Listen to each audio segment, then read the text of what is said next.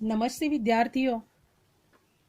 Last lecture तक हम देख चुके हैं कि गोपाल प्रसाद उमा के बारे में उसके पिता को हर तरह के प्रश्न पूछते हैं। उमा उत्तर न देते हुए सब प्रश्नों के उत्तर रामस्वरूप यानी उसके पिताजी ही देते हैं। और उसके बाद आज पन्ना क्रमांक 38 पर हम देखेंगे कि उमा गोपाल प्रसाद को क्या उत्तर या जवाब देती है। हम शुरू करेंगे। रामस्वरूप: जवाब दो उमा।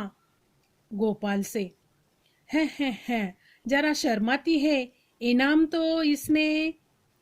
गोपाल प्रसाद जरा रूखी आवाज में: जरा इसे भी तो मुंह खोलना चाहिए।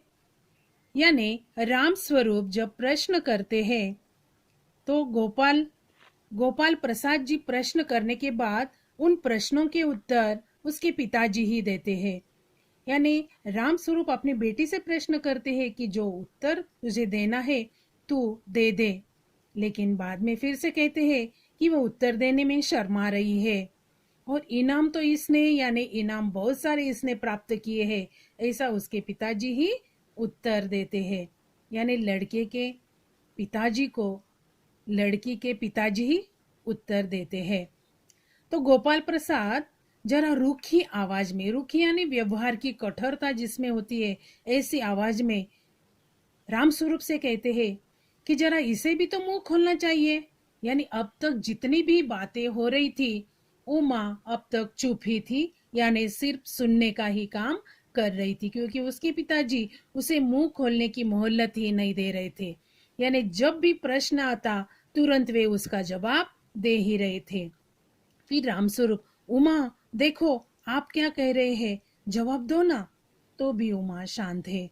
और बाद में पिताजी जब कहते हैं कि वे लोग क्या कहते हैं देखो, फिर उमा हल्की लेकिन मजबूत आवाज में, अब उमा अपना मुंह खोलती है। देखो क्या कहती है: क्या जवाब दूं बाबूजी? जब कुर्सी मेज बिकती है तब दुकानदार कुर्सी मेज से कुछ नहीं पूछता, सिर्फ खरीदार को दिखला देता है। पसंद आ गई तो अच्छा है, वरना। यानी रूखे आवाज में, मजबूत आवाज में वह जवाब देती है, उत्तर देती है कि ये लोग जो प्रश्न पूछ रहे हैं इनके मैं क्या जवाब दूं। ये कैसा व्यवहार कर रहे हैं, जैसे कि दुकान में कुछ चीज खरीदनी है, उदाहरण दिया इधर कुर्सी और मेज का। अगर दुकान में कुर्सी मेज खरीदना पड़ता है तो दुकानदार उसे दिखाता है, पसंद आया तो खरीदने वाला ले लेता है। इस प्रकार का व्यवहार ये लोग मेरे साथ कर रहे हैं। यानी जो मन में आए वह सवाल वे करते चले जा रहे हैं। पेंटिंग आती क्या, सिलाई आती क्या, खाना बनाना आता क्या, ये होता है तो वो होता है, यानी बहुत सारे प्रश्न इन लोगों ने किए हैं, ऐसे उसके मन में है। लेकिन बाद में उसे मुंह खोलना ही पड़ता है। और यह उदाहरण, कुर्सी मेज का उदाहरण वह दे देती है। उसके पिताजी यह सुनने के बाद क्या कहते हैं, पन्ना क्रमांक 39 पर हम देखेंगे। रामस्वरूप चौंक कर खड़े हो जाते हैं। उमा उमा, यानी जैसे ही उमा कुर्सी मेज का उदाहरण देकर मजबूत आवाज में बात करती है, जवाब देती है, तो उसके पिता को गुस्सा आ जाता है। वे चौंक जाते हैं कि मेरी बेटी ऐसे जवाब कैसे दे सकती है। वे चौंक जाते हैं और उसे डांटते हैं, उमा उमा करते हैं। उमा: अब मुझे कह लेने दीजिए बाबूजी। अब वो कहती है कि पिताजी आप चुपचाप बैठिए, मुझे अब बात करने दीजिए। बाद में गोपाल प्रसाद क्या कहते हैं, ताव में आकर, ताव में आना यानी अहंकार युक्त रोष आवेश के कारण वे बात किया जाता है, ऐसे शब्द उसके मुंह से निकलते हैं। बाबू राम स्वरूप, आपने मेरी इज्जत उतारने के लिए मुझे यहाँ बुलाया था। यानी लड़की बात कर रही है, यह मेरा अपमान ही हुआ है यार, मेरी इज्जत यहाँ उतारी जा रही है, इसलिए आपने मुझे यहाँ बुलाया था क्या। यानी अहंकार युक्त रोष का आवेश उसमें भरा हुआ है और इन शब्दों में वे इज्जत की बात करने लगे हैं। उसी समय उमा क्या कहती है तेज आवाज में, जी हाँ, और हमारी बेइज्जती नहीं होती जो आप इतनी देर से नाप तोल कर रहे हैं। यानी गोपाल प्रसाद को उमा ही उत्तर प्रश्न करती है, उत्तर भी वही देती है, प्रश्न भी वही करती है। देखो, अब तक आप जितने भी सवाल मुझसे पूछते चले जा रहे थे, यह हमारी नाप तोल हो रही थी। इसके बारे में हमारी बेइज्जती नहीं हुई क्या? आपको अपनी इज्जत की पड़ी है? यानी ऐसा सवाल प्रश्न वो आप कर रही है। उसी समय शंकर यानी गोपाल प्रसाद का बेटा क्या कहता है देखो, बाबूजी चलिए।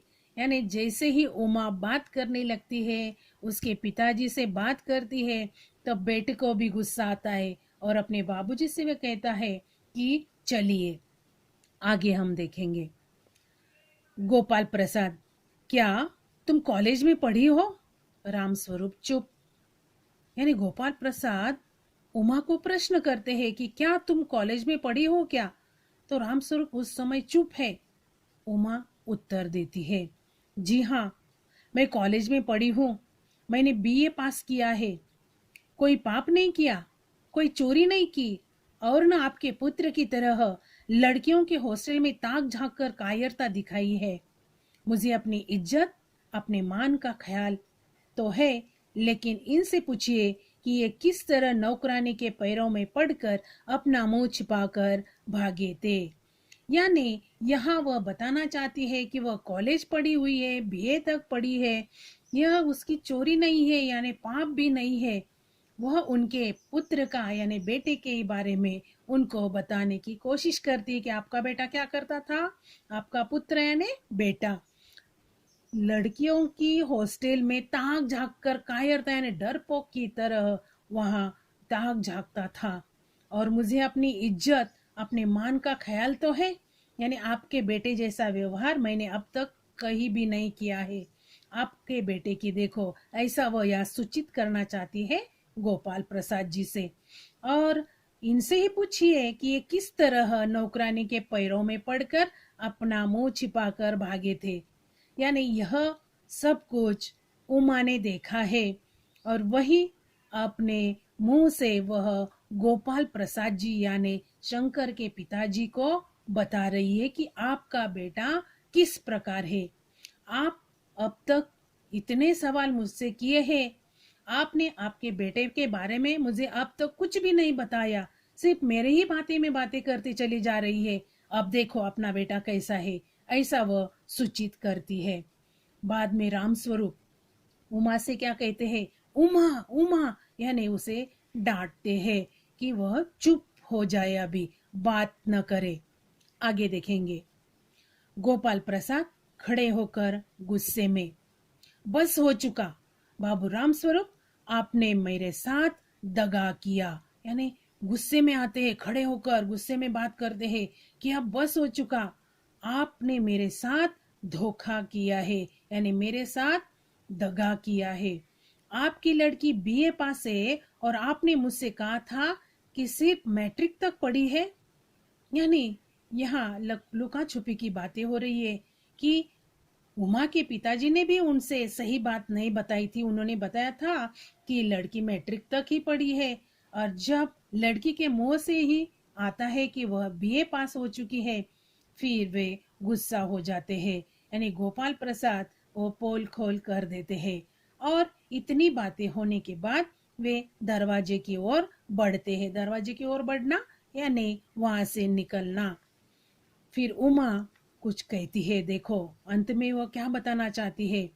जी हाँ, जाइए, जरूर चले जाइए, लेकिन घर जाकर जरा यह पता लगाइएगा कि आपके लाडले बेटे की रीढ़ की हड्डी भी है या नहीं, यानी बैकबोन। बैकबोन यानी वह रीढ़ की हड्डी यानी बैकबोन, यानी तुम्हारा बेटा किस प्रकार का है, यह आपकी पूछताछ हो जाए। घर जाकर उसे पूछिए कि उसकी बैकबोन है या नहीं, रीढ़ की हड्डी है या नहीं।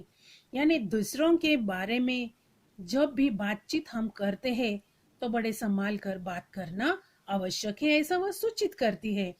दूसरों के बारे में जब हम पूछताछ करते हैं तो अपनी जानकारी भी दूसरों को देना आवश्यक है, जो कि ये गोपाल प्रसाद जी ने राम स्वरूप के साथ नहीं किया था। वह उनकी बेटी की ही बातें कर रहे थे। और फिर जैसे ही उमा यह बताती है कि जाइए, जरूर चले जाइए, और घर जाकर क्या करना है, पता लगाना है कि आपके बेटे की रीढ़ की हड्डी है या नहीं।